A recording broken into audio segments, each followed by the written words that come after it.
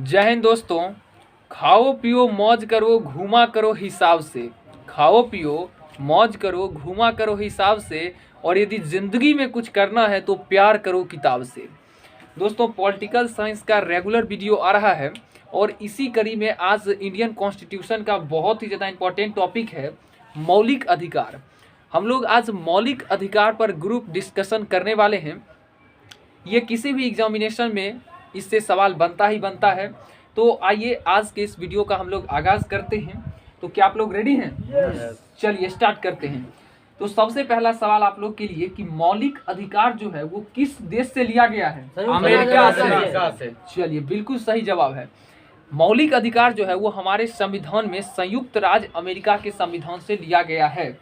अच्छा, मौलिक अधिकार का वर्णन भाग नंबर कितनों में है? भाग नंबर 3। भाग नंबर 3। भारतीय संविधान में कुल कितने भाग हैं? भाग 22 हैं। चलिए 22 को भाग है, जिसमें भाग नंबर 3 में मौलिक अधिकार का चर्चा है। तो आप ये बताइए कि इसका अनुच्छेद कितनों से कितना है? 12 से 35। अनुच्छेद 12 से लेकर 35 तक है। बिल्कुल सही है। और भारतीय संविधान के भाग नंबर 3 को क्या कहा जाता है? भारत का अधिकार पत्र यानी मैग्ना कार्टा। चलिए सही जवाब है। भाग नंबर 3 को, जो कि मौलिक अधिकार है, जो भाग नंबर 3 को भारत का अधिकार पत्र या मैग्ना कार्टा के नाम से भी जाना जाता है। इसे मूल अधिकारों का जन्मदाता कहा जाता है। मैग्ना कार्टा जो है वो किस देश का शब्द है? फ्रांसीसी शब्द और प्रयोग कहाँ पर हुआ? इंग्लैंड में। चलिए बिल्कुल सही जवाब है। ये फ्रांसीसी शब्द है और इसका प्रयोग इंग्लैंड में किया गया था। अच्छा, मौलिक अधिकारों में जो है वो संशोधन हो सकता है या नहीं, ये बताइए। हो सकता है। और अगर मान लीजिए ऐसा कौन सा आपात है जो लग जाए, कौन सा आपातकाल? अच्छा ये बताइए, राष्ट्रीय आपात कितना अनुच्छेद से लगता है? 352 से लगता है। राष्ट्रीय आपात 352 अनुच्छेद से लगता है। तो जब राष्ट्रीय आपात लग जाए तो कौन कौन सा मौलिक अधिकार को छोड़ करके सभी को स्थगित कर दिया जाता है? देखिए, जीवन एवं व्यक्तिगत स्वतंत्रता के अधिकार को छोड़ करके सभी को स्थगित कर दिया जाता है। चलिए बिल्कुल सही जवाब है। जीवन एवं व्यक्तिगत स्वतंत्रता को छोड़कर सबको स्थगित कर दिया जाता है। ये बिल्कुल स्थगित नहीं होता है और ये असीमित नहीं है, लेकिन किसके योग्य है ये बताइए। वाद योग्य होते हैं। नहीं।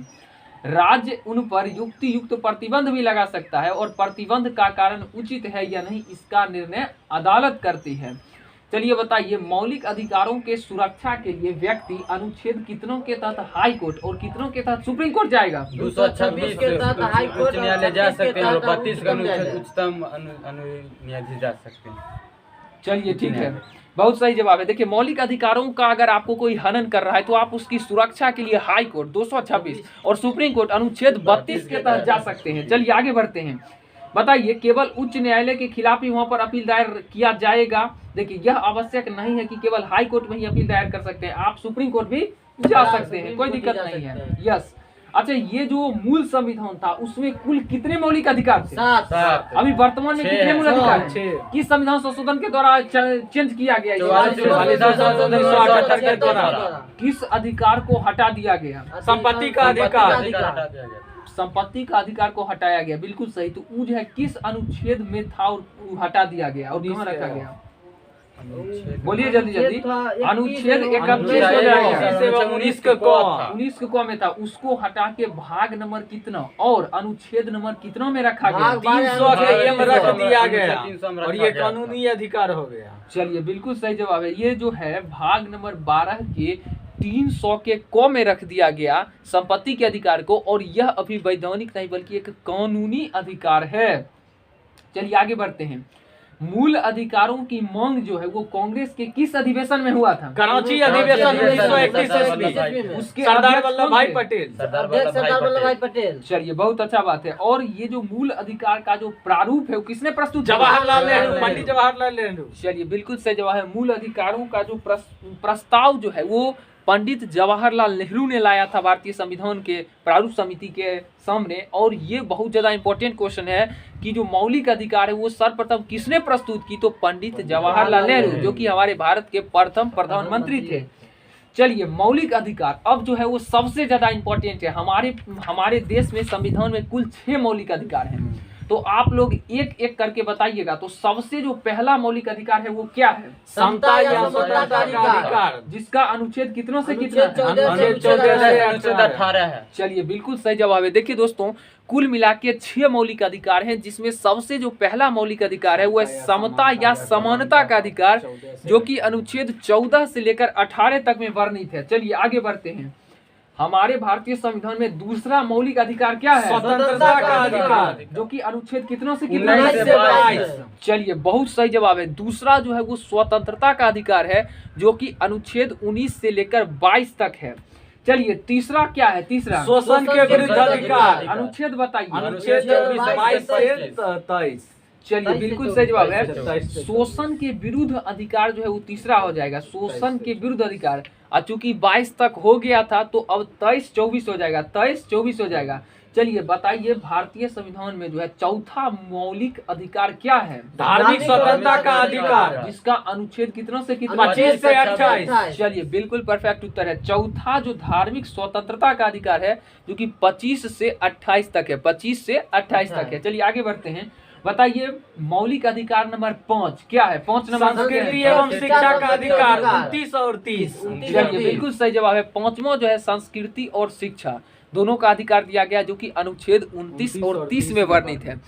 चलिए आगे बढ़ते हैं। बताइए लास्ट और सबसे अंतिम जो मौलिक अधिकार है, छठा मौलिक अधिकार, वो क्या है? बताइए। संवैधानिक चारों का अधिकार, अनुच्छेद 32। चलिए बिल्कुल सही जवाब है। लास्ट जो है वो संवैधानिक उपचारों का अधिकार है, जो कि अनुच्छेद 32 में वर्णित है। बहुत ज्यादा इंपॉर्टेंट क्वेश्चन है। अब हम लोग आते हैं पहला नंबर पर, जो कि समता या समानता का अधिकार था 14 से 18। तो अनुच्छेद 14 में किसकी चर्चा है? विधि के समक्ष समानता के बारे में। चलिए बिल्कुल सही जवाब है। अनुच्छेद 14 कहता है कि विधि के समक्ष समता, यानी यहाँ कानून के समक्ष सभी बराबर है। राज्य का कोई भी जाति धर्म संबंधित कोई व्यक्ति हो, सबके लिए कानून बिल्कुल समान होगा। आगे बढ़ते हैं। अनुच्छेद 15 में क्या चीज की चर्चा है? धर्म नस्ल एवं जाति के खिलाफ है, सभी बराबर है। आधार पर भेदभाव नहीं किया जाएगा। बिल्कुल सही बात है। धर्म हो गया, जाति हो गया, नस्ल हो गया, जन्म स्थान, इसके आधार पर किसी प्रकार की भेदभाव हमारे भारतीय संविधान में नहीं किया गया है। यानी आप किसी भी जाति से हैं, आपके लिए सब कानून बिल्कुल बराबर रहेगा, किसी प्रकार का भेदभाव नहीं होगा। ये अनुच्छेद नंबर 15 कहता है। आगे बढ़ते हैं। अनुच्छेद नंबर 16 में क्या कहा गया है? लोक नियोजन में समानता। लोक नियोजन में अवसर की समता होनी चाहिए, यानी सरकारी नौकरी में सभी जाति धर्म के लोगों के लिए बराबर बराबर समता मिलेगा। लेकिन इसका अपवाद है कुछ दोस्तों। अपवाद क्या है इसका? अनुसूचित जाति, अनुसूचित जाति और पिछड़ा वर्ग। बिल्कुल परफेक्ट उत्तर है। देखिए वैसे तो अवसर की समानता है सरकारी नौकरी में, लेकिन SC ST और जो पिछड़ा वर्ग हुए उनके लिए आरक्षण की भी व्यवस्था कर दी गई है। आगे बढ़ते हैं। तो ये इसका अपवाद हो जाएगा। अनुच्छेद 17 क्या कहता है? अस्पृश्यता का अंत। चलिए बिल्कुल सही। अस्पृश्यता मतलब होता है छुआछूत। क्या होता है? छुआछूत। तो हमारा भारतीय संविधान यह कहता है कि किसी प्रकार का भी छुआछूत हम लोग को नहीं करना है। अस्पृश्यता का अंत अनुच्छेद 17 कहता है। अनुच्छेद 18 में क्या कहा गया है? उपाधियों का अंत। आप जो है बिना राष्ट्रपति के स्वीकार से कोई भी नहीं ले दूसरा देश का भी आप नहीं ले ले सकते सकते। बिल्कुल सही है। अनुच्छेद शिक्षा थी, राज्य जो मतलब राष्ट्रपति जो देता है पद्म सेना और विद्या से भूषण, छोड़कर ये कोई सब अधिकार मतलब नहीं, आप टाइटल नहीं लगा सकते। हाँ। चलिए बिल्कुल परफेक्ट उत्तर है। देखिए अनुच्छेद 18 कहता है उपाधियों का अंत। उपाधियों का अंत। इसके तहत जो है आप सेना में यदि किसी पोस्ट पर हैं, और या आप किसी शिक्षा के क्षेत्र में यदि आप कोई पोस्ट को अर्जित किए, तो वही आप अपने नाम के आगे लगाइएगा। लेकिन यदि आपको कोई पुरस्कार मिलता है, भारत रत्न, पद्म भूषण, पद्म विभूषण और कोई भी मिलता है, तो आप ये सब चीज अपने नाम के आगे नहीं लगा सकते हैं। और ये जितना भी पद्म भूषण, पद्म श्री, जितना भारत रत्न है, ये सब का सब उपाधि अनुच्छेद 18 के तहत दिए जाते हैं। चलिए बहुत अच्छा। आगे बढ़ते हैं।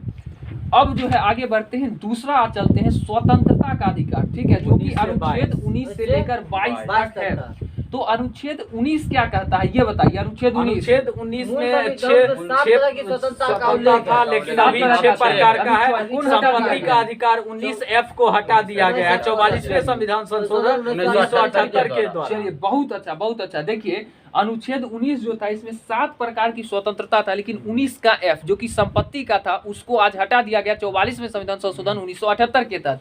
तो 19 में जो है 19 में जो 6 तरह का स्वतंत्रता है, उस 6 स्वतंत्रता का क्रम के अनुसार 19 का भी आप लोग जवाब दीजिए, बोलिए। सबसे पहले बोलने की स्वतंत्रता 19 का ए, 19 का बी कहता है कि आप बिना कोई हथियार शांतिपूर्वक आप सभा चला लीजिए, संगठन। उसके बाद 19 का सी संगठन बना लीजिए, और 19 का डी कहता है देश के किसी भी क्षेत्र में आवागमन कीजिए, जा सकते हैं। 19 का ई कहता है आपका कहीं भी आप निवास कर सकते हैं, जमीन खरीद के कोई दिक्कत नहीं है। और 19 का जी कहता है कि आजीविका चलाने के लिए किसी भी प्रकार का व्यापार कर सकते हैं। चलिए, बहुत ही अच्छा जवाब है। देखिए 19 जो है, अनुच्छेद 19 जो कि बहुत ज्यादा इंपॉर्टेंट है, इसको हम एक कहानी के द्वारा आपको समझाते हैं।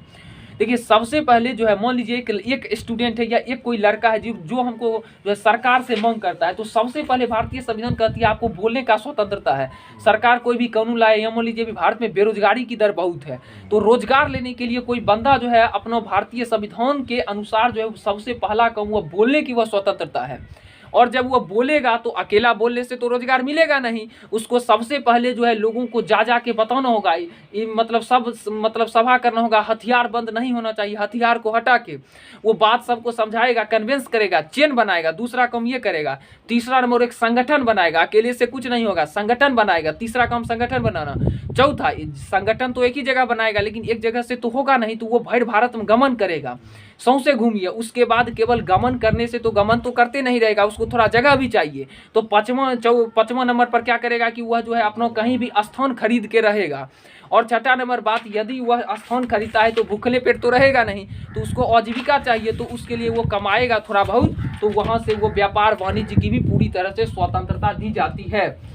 चलिए, बहुत ही बेहतरीन जवाब है आप लोगों का। नोट में है, थोड़ा सा बताइए कि प्रेस की स्वतंत्रता अनुच्छेद कितना में है? 19 के ए में है, क्योंकि बोलने की स्वतंत्रता। चलिए, बहुत अच्छा। प्रेस की स्वतंत्रता 19 के ए में ही है, और हम लोग जानते हैं 19 का ए कहता है कि बोलने की स्वतंत्रता है। तो प्रेस वाले को, जो कि हाँ बिल्कुल, प्रेस को लोकतंत्र का क्या स्तंभ कहा गया? चौथा स्तंभ कहा गया। चौथा स्तंभ कहा गया। और प्रेस वालों को बोलने की पूर्णतः स्वतंत्रता है। हम लोग देखते हैं मीडिया वाले किसी से भी बेबाक सवाल पूछ सकते हैं, ये उनका संवैधानिक अधिकार है, वो कोई नहीं छीन सकता। चलिए आगे बढ़ते हैं। अनुच्छेद 20 बहुत ज्यादा इंपॉर्टेंट है। क्या कहता है ये बताइए? अपराधों के लिए दोषी को संरक्षण प्रदान करना। अच्छा, अपराधियों के लिए जो है दोषी होने पर जो है क्या क्या होता है? तो 3 तरह की स्वतंत्रता है। क्या क्या स्वतंत्रता है? बताइए। पहला, किसी एक व्यक्ति को जो है एक अपराध के लिए एक ही बार सजा दिया जाएगा। उसके बाद अपराध के समय जो कानून है वही कानून मिलेगा, नहीं कि जो बाद में क्या पहले बना है वो मिल जाएगा। तीसरा कहता है कि स्वयं के विरुद्ध न्यायालय में वो गवाही बाध्य नहीं किया जा सकता है। चलिए, बिल्कुल सही जवाब है। देखिए, अनुच्छेद जो 20 है ये अपराधियों से संबंधित है, यानी कोई अपराध करता है तो उसको क्या क्या स्वतंत्रता मिलती है। तो 3 तरह की स्वतंत्रता है। सबसे पहला बात है कि यदि कोई अपराधी यदि एगो अपराध किया तो ओकरा एक अपराध की एक ही सजा मिलेगी, न कि एगो मान लीजिए कोई आदमी एगो हाथ तोड़ा तो बार बार ओकरा जेल लेके जा रहे हैं जी तुम उसका हाथ तोड़ दिया था, तो एक अपराध के लिए क्या सजा मिलेगा? एक अपराधी बार बार जेल में नहीं ठूसेगा। दूसरा नंबर बात जो है, और अपराधी को क्या मिलेगा कि अपराध करने के समय जो कानून है, मान लीजिए हम 2015 में ककरो हाथ तोड़ दिए, तो अब हाथ तोड़े 2015 में और 2020 में मान लीजिए हमारा मुकदमा खत्म हो गया, तो जो 2015 में कानून था उसी के तहत हमको सजा मिलेगा। ही नहीं कि 2020 में हाथ तोड़ने पर फांसी था तो हमको फांसी दे दिया जाएगा, ऐसा नहीं होगा। ठीक है। उसके बाद तीसरा नंबर बात कहता है कि कोई भी व्यक्ति स्वयं के विरुद्ध जो है स्वयं के विरुद्ध अपने न्यायालय में गवाही नहीं दे सकता है। ठीक है। कोई भी आदमी जो है मतलब अपनों विरुद्ध स्वयं गवाही देने के लिए बाध्य नहीं होगा। अब अनुच्छेद 21 पर आते हैं। अनुच्छेद 21 क्या चीज की स्वतंत्रता? प्राण एवं दैहिक स्वतंत्रता देता है सभी अपने जिंदगी में। बिल्कुल एकदम सही जवाब है। अनुच्छेद 21 जो है प्राण एवं दैहिक स्वतंत्रता देता है, यानी सभी आदमी को स्वतंत्र रूप से यह जीने का अधिकार है। ये नहीं कि हम उसका प्राण ले लेंगे। तो आप जो है प्राण एवं दैहिक स्वतंत्रता का अधिकार दिया गया है अनुच्छेद 21 के तहत। और इसी के तहत जो है बहुत सारे आज संशोधन करके जोड़े जा रहे हैं। जैसे आज मान लीजिए कि स्वतंत्र स्वच्छ हवा चाहिए लोगों को, तो ये भी भारतीय सरकार का काम है कि स्वतंत्र हवा दिया जाए। पर्यावरण स्वच्छ होना चाहिए, प्रदूषण मुक्त होना चाहिए। ये सारे की सारे स्वतंत्रता अनुच्छेद 21 के तहत भारतीय सरकार को देना है लोगों को। ठीक है, आगे बढ़ते हैं। अनुच्छेद 21 के क में क्या चीज का वर्णन है? 6 से 14 वर्ष के जितने भी बच्चे हैं उनको निःशुल्क शिक्षा अनिवार्य है। ये जो है संविधान 86वां संशोधन 2002 के द्वारा जोड़ा गया। चलिए, बहुत ज्यादा इंपॉर्टेंट क्वेश्चन है, बहुत सही जवाब है। 21 का क 6 से लेकर 14 साल के जितने भी बच्चे हैं उन्हें निःशुल्क शिक्षा दी जाएगी। और ये जो है वो 86वां संविधान संशोधन 2002 के तहत जोड़ा गया था। बहुत अच्छा। अनुच्छेद 22 क्या कहता है बताइए? अनुच्छेद 22 जो है गिरफ्तारी के संबंध में है। तो इसमें क्या गो आपको स्वतंत्रता दिया गया है? इसमें 3 प्रकार की स्वतंत्रता। कौन बताइए? हिरासत में लेने के कारण बताना होगा। उसके बाद 24 घंटा के अंदर दंडाधिकारी के पास पहुंचाना है। और तीसरा कहता है कि अपनी सलाह के वकील के लिए जो है ले सकता है। चलिए बिल्कुल सही जवाब है। आपको मान लीजिए कि कोई आदमी हिरासत, कोई आप पुलिस जो है आपको पकड़ लिया, तो आपको क्या क्या स्वतंत्रता है? 3 प्रकार की स्वतंत्रता ये अनुच्छेद 22 में। देखिए बहुत सारे स्टूडेंट को जो है अपराध वाला और गिरफ्तारी वाला में जो है फंसते हैं। तो आपको ध्यान रखना है कि अनुच्छेद 20 जो है वो अपराध से संबंधित है। चूंकि कोई अपराध करेगा तभी न गिरफ्तार करेंगे भाई, तो पहले अपराध करेगा, यानी अनुच्छेद 20 के तहत अपराध वाला स्वतंत्रता। और अनुच्छेद 22 में आपको गिरफ्तारी से संबंधित स्वतंत्रता है। और अनुच्छेद 22 में आपको 3 तरह की स्वतंत्रता प्रदान की गई है कि यदि आपको कोई पुलिस गिरफ्तार कर लिया तो आप उससे सबसे पहला सवाल ये दाग सकते हैं कि आप हमको क्यों गिरफ्तार किए। सबसे पहला बात ये आप पूछ सकते हैं, गिरफ्तारी का कारण आप पूछ सकते हैं। दूसरा नंबर, आपको यदि गिरफ्तार करता है तो 24 घंटे के अंदर आपको न्याय दंडाधिकारी के समक्ष उपलब्ध कराना होगा। और इसमें एक बात ध्यान रखना है, आने जाने का समय को नहीं जोड़ा जाएगा, वो डिलीट कर दिया जाएगा। जो रखा है उतना ही देर के लिया जाएगा। और तीसरा, जो अपराधी है जिसको गिरफ्तार किया गया है वो अपने स्वयं का जो भी पसंदीदा उसको वकील है वो आप वकील को रख सकता है। चलिए बहुत अच्छा बात है। आगे है निवारक निरोध कानून। देखिए निवारक निरोध कानून भी बहुत ही बेहतरीन बात है। इसमें कोई व्यक्ति अगर किसी को धमकी उमकी दे देता है पहले, तो उसको जो है अपराध करने से पहले जो है पकड़ लिया जाता है और उसको अधिकतम 3 महीने तक रखेगा। और 3 महीने से ज़्यादा सजा बढ़ाना है तो फिर आगे आपको बोर्ड को प्रतिवेदन देना होगा। और अगर उधर से आ गया कि नहीं सही बात है इसको रख लेना चाहिए तो उसको रख लिया जाएगा। तो ये निवारक निरोध कानून कहता है। आगे बढ़ते हैं। निवारक निरोध कानून से संबंधित बहुत सारी कानून भी बनाई गई।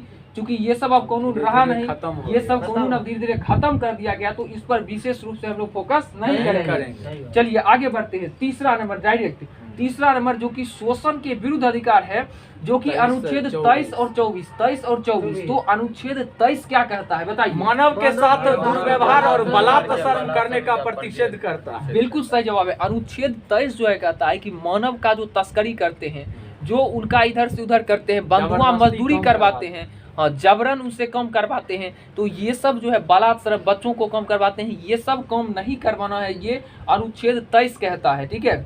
और जरूरत पड़ने पर राष्ट्रीय सेवा के लिए आपको बाध्य किया जा सकता है, क्योंकि हम लोग का परम कर्तव्य है।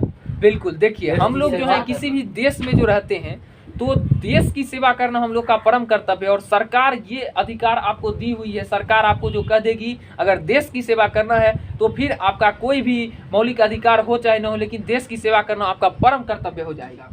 आगे बढ़ते हैं। बताइए अनुच्छेद 24 क्या कहता है? अनुच्छेद 24 बालकों को संबंध में छूट देता है। कोई भी 6 से 14 वर्ष के जो कारखानों में जबरदस्ती काम नहीं करवाना। चलिए बहुत सही जवाब, जोखिम भरा काम नहीं करवा सकते। एकदम सही। देखिए अनुच्छेद 24 जो है वो कहता है कि बालकों को श्रम नहीं करवाइएगा। जो 14 वर्ष से कम उम्र के बच्चे हैं उसे किसी प्रकार के कारखाने खाद्यान्नों में भयंकर, जो कि उसके बहुत जबरदस्त काम है, उसमें आप उसकी मृत्यु भी जा सकती है, तो वैसा काम उसको आप नहीं करवा सकते हैं। अब आते हैं चौथा, धार्मिक स्वतंत्रता का अधिकार, जो कि 25 से 28 तक है। अनुच्छेद 25 क्या कहता है? अनुच्छेद 25 कोई भी व्यक्ति अपने धार्मिक स्वतंत्रता के लिए कोई भी प्रचार प्रसार कर सकता है। बिल्कुल सही जवाब, बिल्कुल सही। आप कोई भी धर्म को मान सकते हैं और किसी धर्म की प्रचार प्रसार आप कर सकते हैं, ये अनुच्छेद 25 कहता है। अनुच्छेद 26 किसकी स्वतंत्रता? धार्मिक कार्यों का प्रबंध के लिए स्वतंत्रता देता है। चलिए बिल्कुल सही जवाब है। धार्मिक कार्यों से संबंधित प्रबंधन जितना भी है वो सब की स्वतंत्रता देता है। अनुच्छेद 27 जो है वो क्या कहता है ये बताइए? आपको राज्य सरकार किसी भी प्रकार का कर के लिए बाध्य नहीं करेगा जो कि धार्मिक स्वतंत्रता के लिए होगा। चलिए बिल्कुल सही जवाब है। धार्मिक स्वतंत्रता से संबंधित, धार्मिक उन्नति से संबंधित सांप्रदायिक टैक्स पर जो है आपको कोई प्रकार का विशेष रूप से दबाव नहीं डाला जाएगा। अब अनुच्छेद 28 जो है वो क्या कहता है आप लोग बताइए? अनुच्छेद 28 कहता है कि राज्य की शिक्षा और पोषित जो है धार्मिक स्वतंत्रता नहीं होगी। कोई भी स्कूल कॉलेज में आपको सांप्रदायिक भावना नहीं दिया जाए। चलिए सही बात है, बिल्कुल। देखिए कोई भी शैक्षणिक संस्थान है तो उसमें विशेष विशेष कोई धर्म की आपको शिक्षा नहीं दिया जाएगा, नहीं तो वहाँ पर सांप्रदायिकता का मनवा आ जाएगा। और हम लोग जानते हैं कि भारत एक धर्मनिरपेक्ष राज्य है, तो यहाँ सभी धर्मों के लोग मानते हैं। तो आप एक चीज़ पर जो है केवल जो है फोकस नहीं किया जा सकता, यहाँ सभी धर्मों को एक समान रूप से देखा जाएगा। अच्छा, वर्तमान में जो है कितने अल्पसंख्यक, क्या को अल्पसंख्यक वर्ग का दर्जा दिया 6 गया? अल्पसंख्यक है, ईसाई, पारसी, मुस्लिम, उसके बाद बौद्ध, जैन। चलिए बिल्कुल सही जवाब है। देखिए 6 वर्गों को अगर देखा जाए तो हिंदू को छोड़ दीजिए, बाकी सब अल्पसंख्यक के नजर आ रहा है। मुस्लिम, पारसी, ईसाई, सिख, बौद्ध, जैन को अल्पसंख्यक कहा गया है। और अल्पसंख्यक समुदाय के विकास हेतु प्रदान की जाने वाली 2005 में तत्कालीन केंद्र सरकार ने 15 सूत्री कार्यक्रम प्रधानमंत्री का 15 सूत्रीय कार्यक्रम प्रारंभ किया गया था। अनुच्छेद 30 क्या कहता है ये बताइए। अनुच्छेद 30 कहता है शिक्षा और संस्कृति, जो कि 29-30 है। शिक्षा संस्थानों की स्थापना और प्रशासन करने का अल्पसंख्यक वर्गों का अधिकार है। मतलब जो अल्पसंख्यक है वो भी अपना शिक्षा संस्थान खोल के उसमें शिक्षा दे सकते हैं, ऐसा अधिकार दिया गया है। अब आज हम लोग बात करेंगे, आज का लास्ट जो है टॉपिक है, जो है संवैधानिक उपचारों का अधिकार, जो कि हम लोगों का लास्ट मौलिक अधिकार है, 6 नंबर है। ठीक है, तो संवैधानिक उपचारों के अधिकार को किसने, भारतीय संविधान की आत्मा कहाँ है? डॉक्टर भीमराव अम्बेडकर। चलिए बिल्कुल सही जवाब है, डॉक्टर BR अम्बेडकर ने अनुच्छेद 32 जो कि भारतीय संविधानों के उपचारों का अधिकार है, इसको भारतीय संविधान की आत्मा कहाँ है। देखिए बच्चे जो है यहाँ पे भी फंसते नजर आते हैं, कभी कभी पूछ देता है कि भारतीय संविधान की आत्मा किसे कहा गया है। तो यहाँ पर हम लोग को अनुच्छेद 32 कुछ भी नहीं लगाना है, भारतीय संविधान की आत्मा प्रस्तावना को कहा गया है। लेकिन पूछेगा कि भारतीय संविधान में बाबा साहेब भीमराव अंबेडकर ने किस अनुच्छेद को भारतीय संविधान की आत्मा कहा? 32। तो अनुच्छेद 32। भीमराव अंबेडकर की चर्चा करें तो अनुच्छेद 32, और बाबा साहेब का चर्चा नहीं होगा तो वहाँ प्रस्तावना उत्तर हो जाएगा। चलिए आगे बढ़ते हैं, बिना समय गवाए आगे बढ़ेंगे। बताइए संवैधानिक उपचारों का अधिकार अनुच्छेद कितना में बोला गया? 32 में। 32 के तहत इसके अनुसार जो है सुप्रीम कोर्ट कितने तरह का रिट जारी कर सकता है? 5 प्रकार का रिट जारी कर सकता 5 है। प्रकार का रिट, बिल्कुल सही जवाब है। तो कौन कौन सा रिट है आप लोग एक एक करके नाम बताइए। प्रत्यक्ष बंदीकरण, परमादेश, प्रतिषेध लेख, उत्प्रेषण और अधिकार परीक्षा लेख। चलिए बिल्कुल सही जवाब है। सुप्रीम कोर्ट जो है वो 5 प्रकार का जो है वो रिट जारी करता है। सबसे पहला है बंदी प्रत्यक्षीकरण, दूसरा है परमादेश, और तीसरा हो जाएगा प्रतिषेध लेख, उसके बाद उत्प्रेषण और अधिकार परीक्षा लेख हो जाएगा। अधिकार परीक्षा लेख हो जाएगा, बहुत ही अच्छा। सबसे पहला है बंदी प्रत्यक्षीकरण, ये किसे कहते हैं ये बताइए। ये आपको जो है उस व्यक्ति जो होता है जो अवैध रूप से बंदी बना लिया गया है, हाँ। वो अपने खिलाफ जो है मतलब अपील करेगा और उसे न्यायालय बंदी बनाने के कारण पर कारण विचार करेगा। करेगा। बिल्कुल सही जवाब है। निश्चित देखिए, समय पकड़ के लाइए। हाँ बिल्कुल, जो आदमी को मान लीजिए अवैध रूप से बंदी बना लिया गया है, तो वैसे व्यक्ति को जो है अवैध रूप से जिसको बंदी बना लिया गया उसको निश्चित समय के अंदर उपस्थित करना होगा, जिससे न्यायालय बंदी बनाने जाने के कारणों पर विचार कर सकता है।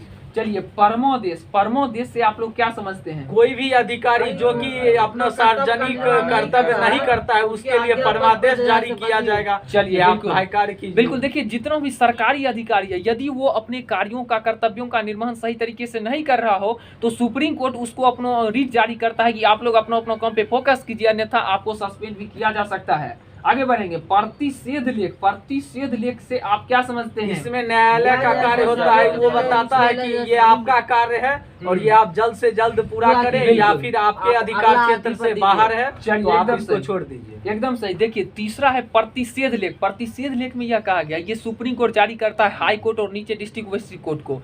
वो कहता है कि आप लोगों से जो है ये मामला मतलब जो है नहीं, आप लोग के अधिकार क्षेत्र से ये मामला परे है, तो वो जो है मामला परे है वो मामला बता देता है, वो मामला की जानकारी दे देता है सुप्रीम कोर्ट।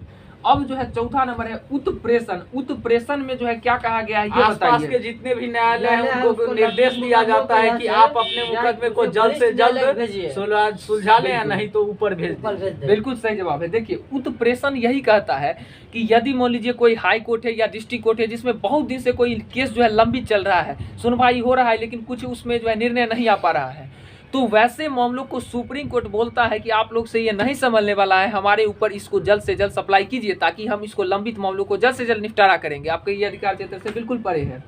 और लास्ट रीट है आज का, देखिए लास्ट अधिकार परीक्षा लेख, अधिकार परीक्षा लेख किसे कहते हैं ये बताइए। जब कोई व्यक्ति ऐसे पदाधिकारी के रूप में कार्य करने लगता है, जब वैधानिक रूप से अधिकार नहीं है तो उसे रिट जारी कर दिया जाता है कि आप जो है उसको छोड़ दीजिए, आपका संतोषजनक कार्य नहीं। बिल्कुल सही जवाब है। देखिए अधिकार परीक्षा लेख यही कहता है, मान लीजिए कोई अधिकारी है और वो उसकी योग्यता की पात्रता को पूरी तरह से नहीं करके अगर वो मान लीजिए उस पद पर बैठ गया तो उससे यह पूछता है कि आप इस पद के योग्य हैं या नहीं, और यदि उसकी योग्यता को वो पूरा कर लेता है तो वो उसी पद पर बना रहेगा, और नहीं तो उस पद से उसको हटा दिया जाएगा। अब है मौलिक अधिकार में संशोधन, जो कि आज का लास्ट टॉपिक होने वाला है। तो बताइए मौलिक अधिकार में सर्वप्रथम संशोधन करने वाला कौन समिति आया था, ये बताइए। गोलकनाथ बनाम पंजाब राज्य 1967। बिल्कुल सही, गोलकनाथ बनाम पंजाब राज्य 1967। इसमें यह निर्णय लिया गया, क्या निर्णय लिया गया था बताइए। तो क्या संशोधन किया जा सकता था? किया जा सकता था, बिल्कुल। और अनुच्छेद 368 में मूल अधिकारों को शामिल किया गया था, क्योंकि 368 के तहत भारतीय संविधान में संशोधन किया जा सकता है, जो कि भाग नंबर कितना में?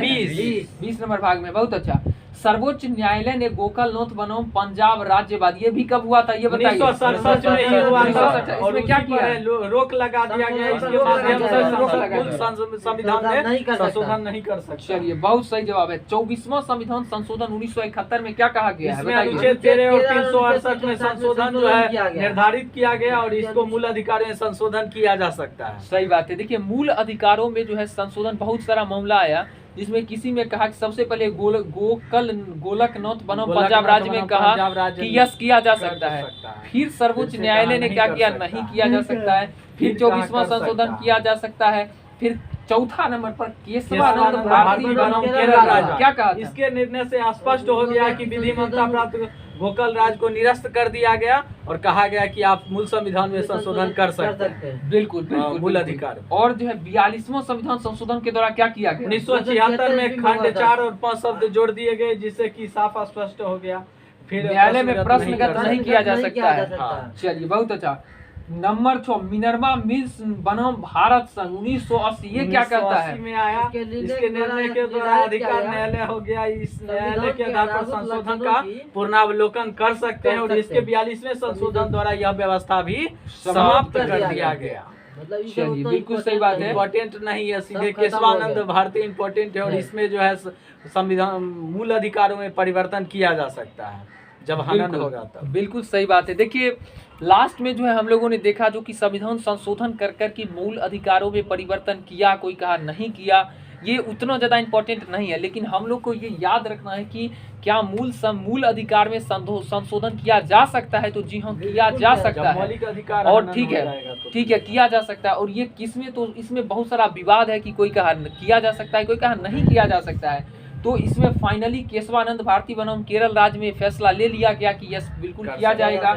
तो इसी के साथ जो है, और हम लोग जानते हैं कि मौलिक अधिकार का यदि कोई हनन करेगा तो हम लोग हाई कोर्ट 226 और सुप्रीम कोर्ट 32 के अनुसार जा सकते हैं। तो मौलिक अधिकार को आपको कोई नहीं छीन सकता है। मौलिक अधिकार भारतीय संविधान हम सभी भारतीय लोगों को देता है, वही मौलिक अधिकार कहलाता है जो संविधान के द्वारा हम लोग को दिया गया है। तो दोस्तों ये बहुत ज़बरदस्त वीडियो था, ये बहुत खतरनाक टॉपिक था, इससे सवाल बनेगा ही बनेगा। बहुत ज़बरदस्त टॉपिक है, यहाँ से सवाल पूछेगा ही पूछेगा। तो आई होप ये आपको वीडियो बहुत ज़्यादा पसंद आया होगा। यदि आपको ये वीडियो अच्छा लगता हो तो आपके जितने भी फ्रेंड सर्कल में लोग हैं उनको ये ज़रूर से ज़रूर शेयर कीजिए। इस वीडियो को बनाने में दोस्तों बहुत मेहनत लगती है, तो आप लोग इसको ज़्यादा से ज़्यादा शेयर करें। अच्छा लगता हो तो सब्सक्राइब कीजिए और कमेंट करके बताइए कि हम लोग का प्रयास ये आपको कैसा लगता है। तो मिलते हैं नेक्स्ट वीडियो में, तब तक के लिए जय हिंद।